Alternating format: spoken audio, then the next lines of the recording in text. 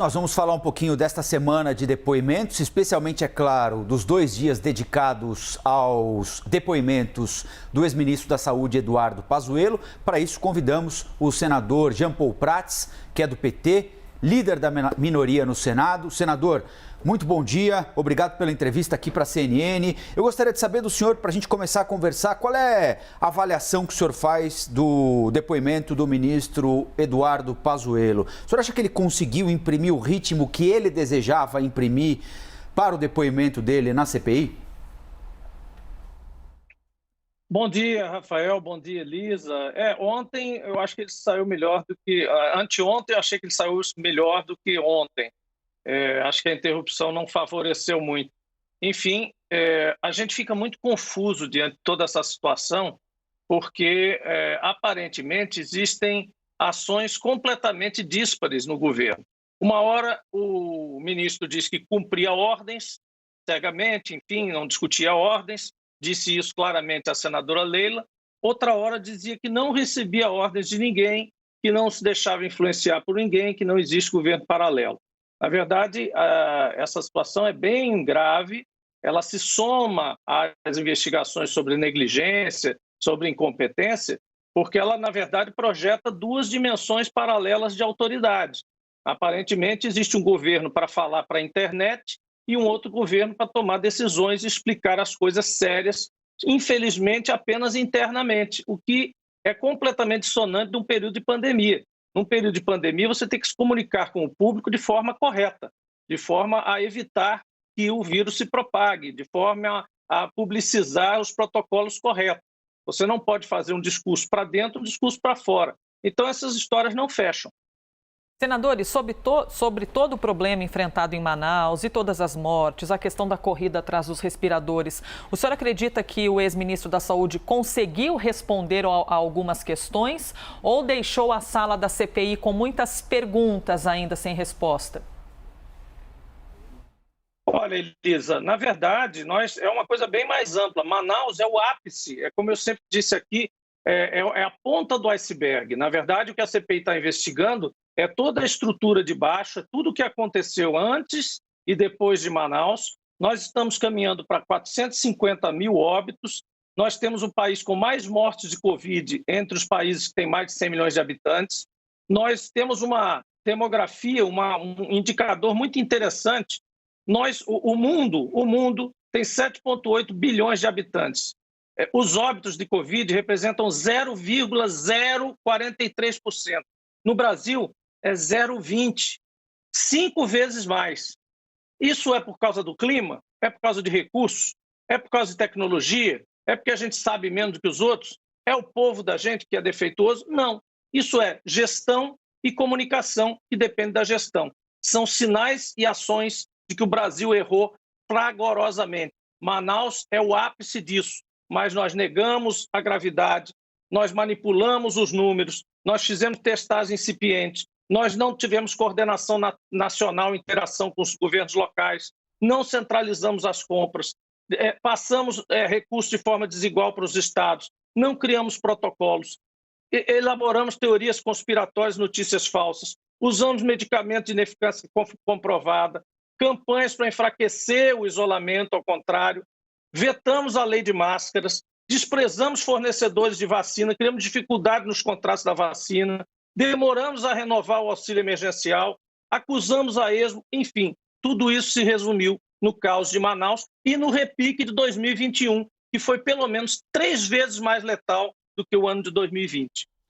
Senador, ficou evidente ali uma contradição ou versões diferentes para o mesmo fato, se a gente comparar o depoimento do executivo da Pfizer com a versão apresentada pelo ex-ministro Pazuello para as negociações entre o governo brasileiro e a Pfizer, né? Como é que o senhor acha que essa dúvida que se estabeleceu na sociedade a partir de 2 versões distintas para o mesmo fato pode ser resolvida? Uma acariação, como defenderam outros colegas do senhor? Sim, provavelmente. Eu acho, na verdade, é muito sintomático que a gente tenha tido tratamentos diferentes para vacinas diferentes. A tal vacina indiana, que eu não lembro o nome agora, ela foi comprada, inclusive, antes dos registros, e antes de finalizar suas próprias testagens, dentro de uma política que deveria ser a mesma adotada em outros casos, ou seja, as negociações por vacinas, elas começam muito antes realmente das certificações dos registros e do final dos testes. Os fabricantes começam a conversar com os potenciais compradores, principalmente nações grandes como o Brasil, e foi o que a Pfizer fez. Insistiu várias vezes dizendo, olha, nós temos a vacina, ela é assim, ela tem que ser acondicionada dessa e dessa forma, nós precisamos começar a conversar, até porque alguns fabricantes precisam de garantias, depósitos, pagamentos antecipados para finalizar essa fase de testes e para começar os testes locais e as certificações locais. Então, agora aconteceu diferente. Por que diabos aconteceu diferente com a Pfizer? O que aconteceu com a tal correspondência que se perdeu durante tanto tempo ali dentro, sendo que ela foi enviada para pelo menos 5 contatos VIPs do Brasil? É misterioso isso e tem que ser esclarecido. A vacina que o senhor se referiu é a Covaxin, né? A vacina indiana. Ministério Covaxin, da Saúde, exatamente. O Ministério da Saúde anunciou no dia 25 de fevereiro a compra de 20 milhões de doses. Tinha expectativa de começar a distribuir as doses a partir de março, entre março e maio, na realidade, né? Então, essa altura aqui do campeonato, essas doses todas, 20 milhões da Covaxin, já deveriam estar na praça, mas ainda faltam autorizações da Anvisa para aplicação dessa vacina aqui. Seguimos conversando, então, com o senador Jean Paul Prats. Rafael. Senador, só vou aproveitar e já emendar uma pergunta aqui para o senhor, que a gente a gente gosta de olhar para trás e repercutir o que já foi e, ao mesmo tempo, acabamos de perder. Estão ligando para ele, né? Geralmente acontece isso. Olha aí, voltou. Pronto, voltamos, senador. Aqui a gente depende da internet, de vez em quando a internet fica um pouquinho mal-humorada, ela vai oscilando. Estão ligando aqui, estão interrompendo a gente aqui. Não tem problema. Vamos fazer o seguinte, a gente acertar. Pedir para parar de ligar, Ricardo. A conexão aqui. Quem estiver ligando para o senador Jean Paul Prats, por favor. O senador está ao vivo, gente. Nos dê 5 minutos aqui que a gente promete liberá-lo em seguida. Avisozinho aí para quem está assistindo. Dá um tempinho para a gente terminar aqui. Senador, antes que liguem novamente para o senhor, além de olhar um pouquinho para trás e repercutir o que já foi, a gente gosta de olhar para frente e também trazer a expectativa em cima de um próximo depoimento, que é da secretária, mais uma ligação negada ali pelo senador, que é da secretária... Pode deixar que eu estou ouvindo você. Mayra Pinheiro, que vai ser ouvida, se eu não me engano, na terça-feira da semana que vem. Era para ontem e aí foi colocada para terça-feira da semana que vem. Senador, que tipo de dúvida vai ser esclarecida? Está aí já a secretária aparecendo na tela para quem acompanha a gente. Quais são as dúvidas que vocês querem esclarecer com a secretária, principalmente em cima daquilo que já foi dito pelo ex-ministro Pazuello?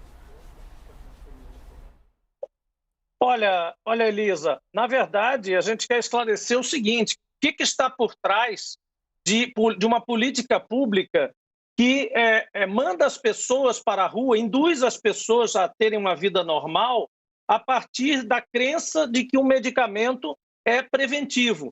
Veja, em nenhum momento eu, pelo menos, me coloquei contra a autonomia médica ou contra a liberdade dos indivíduos de tomarem os remédios que acharem que tem que tomar, claro, depois de medicados e analisados. Essa liberdade existe, cada um toma o seu risco. O médico toma o risco de receitar e ele assina ali, ele vai ser responsável pelo que ele receitou, e o paciente também toma o risco, assume o risco ao se medicar.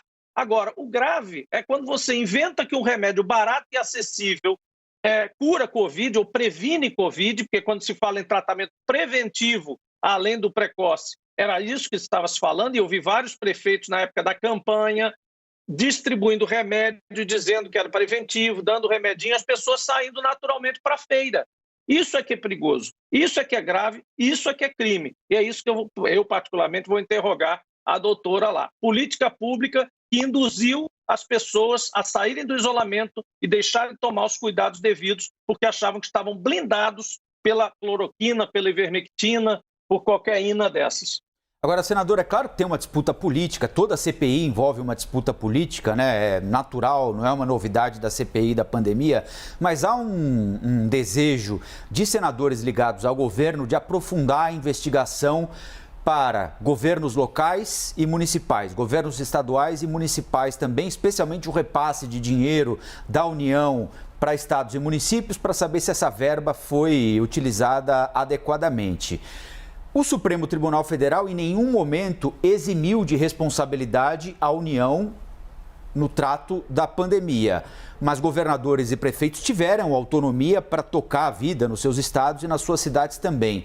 O senhor acha que a CPI, não seria correto que a CPI também em algum momento se dedicasse a avaliar não só como os governadores investiram esse dinheiro, mas se eles também souberam lidar de maneira adequada nos seus estados, especialmente naqueles onde o número de contaminados e mortos foi maior, se eles souberam fazer o que tinha de ser feito para evitar que tantos brasileiros morressem, senador?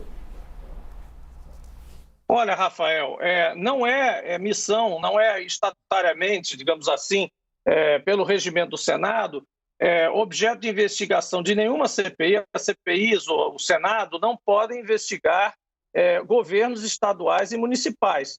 Evidentemente, nesse caso, o requerimento que houve foi para investigar recursos federais especificamente destinados para cobrir Covid, excepcionalmente para Covid, não aqueles recursos repassados regularmente através dos impostos que passam pelo governo federal para ir aos estados. E, na verdade, até agora não apareceu nada de grave, e se aparece alguma coisa, nós vamos ter ainda que de saber se essas atitudes ou ações estão sendo investigadas propriamente pelos órgãos de controle normais do Estado, municípios e até federais.